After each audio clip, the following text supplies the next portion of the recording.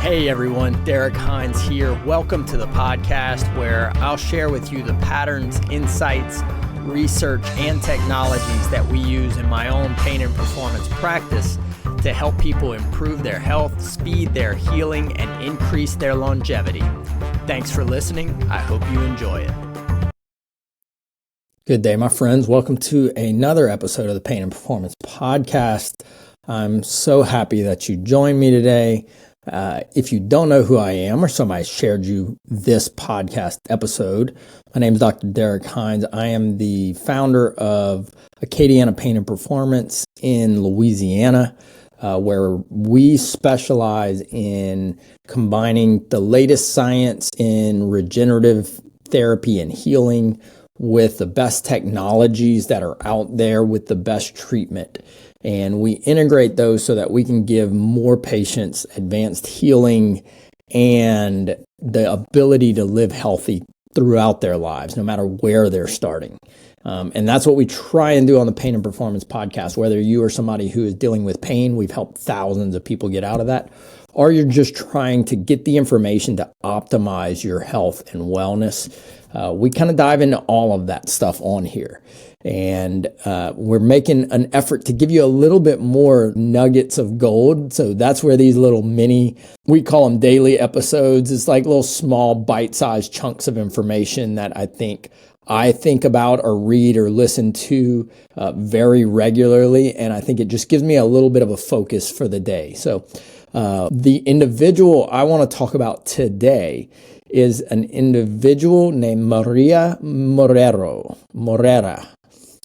Maria died in August of 2024 at 117 years old, everybody. So Maria, her case was published and they did a lot of studying on Maria. They wanted to take a look at, she's 117, what can we learn from her? Despite her age, when they looked at Maria's mitochondria, so the energy producers in the cells, what they found was that her mitochondria still produced energy very well.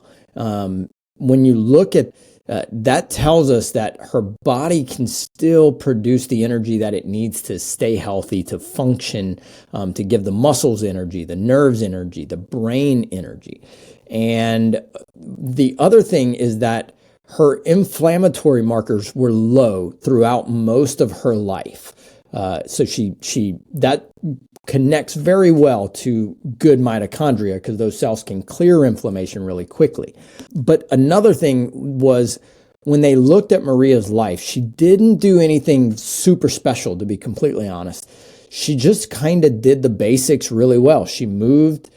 She slept well. She had a decent diet. She had good connection, and she had a great faith base. All things that when we look at blue zones, when we look at areas where people live very healthy late into their life, centenarians, they live to 100 and they're still very active. Maria did all of those basic things to keep her body and mind healthy. But she didn't do anything abundantly impressive, to be completely honest. And I think this is an inspiring story because it's like, we don't have to go crazy with like working out incredibly hard or long or spending, crazy amounts of money on supplements or having this crazy strict diet. We just need to do a lot of the basics, the foundational things that keep us healthy well.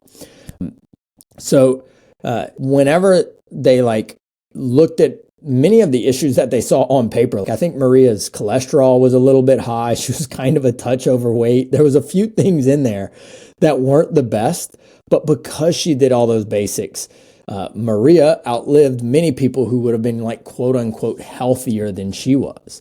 And when you really dive into her story, you start to see that there's a few important things that we need to change or learn from Maria's story. The first is support your mitochondria with things like sunlight, vitamin optimization that helps your mitochondria produce energy. NAD supplementation might be an important thing. Infrared therapy, also important. Sauna could be a very helpful thing for mitochondria function. Hyperbaric therapy, very helpful for mitochondria function. And exercise, huge. If you exercise, your mitochondria are healthier and produce more energy. So have a few things that you are doing regularly to support mitochondria function. And another thing that we learned from Maria is to stay ahead of inflammation. And to me, that's like, not only should we probably test this yearly and like just have a regular checkup of, am I starting to carry some low-grade inflammation? But also think in the buckets of lifestyle, diet, and then supplementation. So lifestyle might be like, do you regularly do some anti-inflammatory activities? This is cryotherapy, this is cold exposure, this is sauna or heat exposure. All things that have shown to reduce the inflammatory load on your body. Diet, do we know the things that inflame us, and do we have the discipline to get away from them and stay away from them? So eating a clean, whole food, not processed, not sugary diet will help keep the inflammation down. And then another thing is, can we try to like add in some supplementation that keeps inflammation down? This can be doing different forms of curcumin, very helpful in inflammation. Omega-3s, really helpful. We talked about NAD being something that helps to reduce inflammation. Glutathione, very helpful. And vitamin D can be incredibly helpful, all with reducing inflammation. And so can I do a little bit in each bucket? And then the other thing that we learn from this is that we just need to kind of do the basics well. So we already talked about staying ahead of inflammation. Don't cause it. So that's smoking, alcohol, processed carbs, sugar. Move a little bit every day. A lot. Move a lot every day. I'm going to change that a little bit. Prioritize your connection with like friends and family. Have some version, make this your own, but have something that you are doing to grow your faith. The studies behind this continue to show us that this is a very big part of longevity and a healthy relationship with yourself. And I think if we do the basics right, we stay ahead of inflammation and support our mitochondria, we can learn a lot from Maria's story and hopefully feel amazing up to 117 years old in your own right. So it was a very cool story. I wanted to share it with everybody. I'm going to put the link to her story that was published in Cell, a very prestigious journal, and you can kind of study up a little bit more on Maria's case. I hope that kind of gives you a little bit of information. Certainly, we're all setting goals about health and longevity.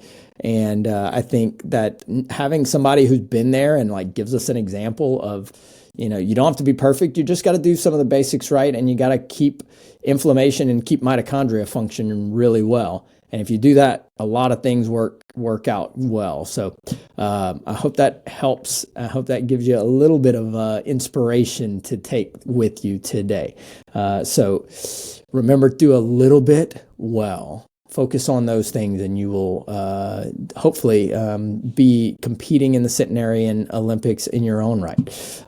Anyway, hope that helps. Let us know what you think. Let us know what questions you have, what research you want us to break down on these things.